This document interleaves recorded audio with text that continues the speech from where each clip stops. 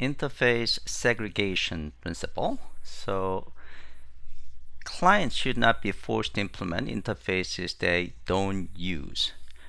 So you do not want to create a one single fat interface that contains multiple functionality. Instead, you want to separate them out into smaller interfaces. So this is pretty straightforward principle. So let's take a look at the interface segregation principle. So interface segregation principle. So let's take a look at the before and after. So in this case, we have I-shape interface that has both draw and compute area. Okay.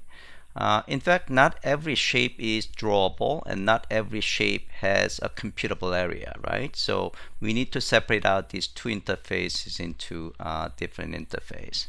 Okay. So for example, like a line is not compute areable, right? So basically we are the returning 0 in this case, and line is not area computable, so this code is in fact a waste. Okay. It could be drawable, but it cannot be compute areable. What about the circle? Circle is drawable and compute areable, so that's fine. Okay.